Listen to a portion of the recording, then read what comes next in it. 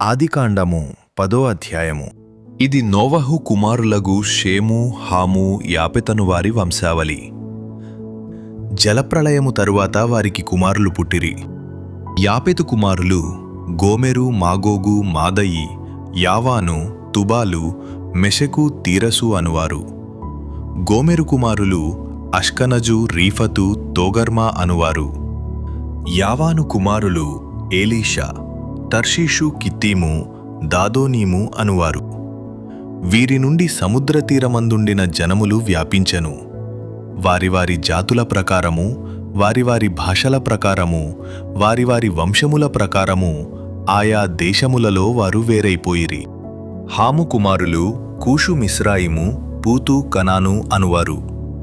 కూషు కుమారులు సెబా, హవీలా, సప్తా, రాయమా, సప్తక అనువారు.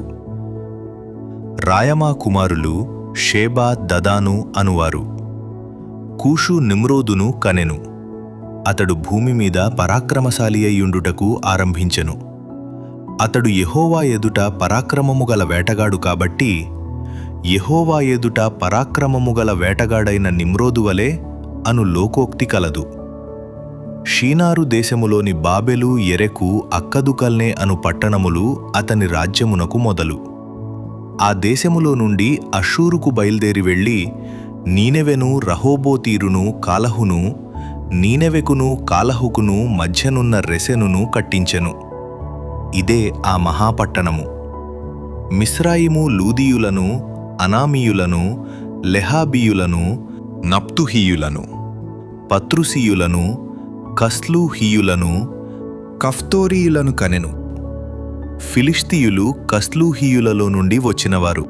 కనాను తన ప్రథమ కుమారుడగు సీదోనును, హేతును, యెబూసీయులను, అమోరీయులను, గిర్గాషీయులను, హివ్వీయులను, అర్కీయులను, సినీయులను, అర్వాదీయులను, సెమారీయులను, హమాతీయులను కనెను. తరువాత కనానీయుల వంశములు వ్యాపించెను.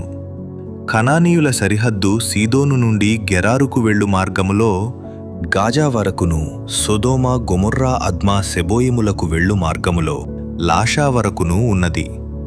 వీరు తమ తమ వంశముల ప్రకారము, తమ తమ భాషల ప్రకారము, తమ తమ దేశములను బట్టియు జాతులను బట్టియు హాము కుమారులు.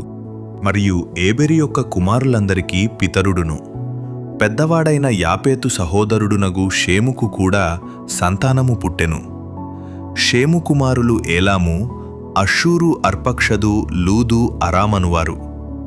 అరాము కుమారులు ఊజు, హూలు, గెతెరు, మాషనువారు. అర్పక్షదు షేలహును కనెను. షేలహు ఏబెరును కనెను. ఏబెరుకు 2 కుమారులు పుట్టిరి. వారిలో ఒకని పేరు పెలెగు. ఏలయనగా అతని దినములలో భూమి దేశములుగా విభాగింపబడెను. అతని సహోదరుని పేరు యొక్తాను. యొక్తాను అల్మోదాదును, షెలపును, హసర్మా వెతును, ఎరహును, హదోరమును, ఊజాలును, దిక్లాను, ఓబాలును, అబీమాయలును, షేబను, ఓఫీరును, హవీలాను, యోబాబును కనెను. వీరందరూ యొక్తాను కుమారులు. మేషా నుండి సపారాకు వెళ్ళు మార్గములోని తూర్పు కొండలు వారి నివాస స్థలము. వీరు తమ తమ వంశముల ప్రకారము, తమ తమ భాషల ప్రకారము, తమ తమ దేశములను బట్టియు, తమ తమ జాతులను బట్టియు షేము కుమారులు. వారి వారి జనములలో వారి వారి సంతతుల ప్రకారము నోవహు కుమారుల వంశములు ఇవే. జలప్రవాహము గతించిన తరువాత వీరిలో నుండి జనములు భూమి మీద వ్యాపించెను.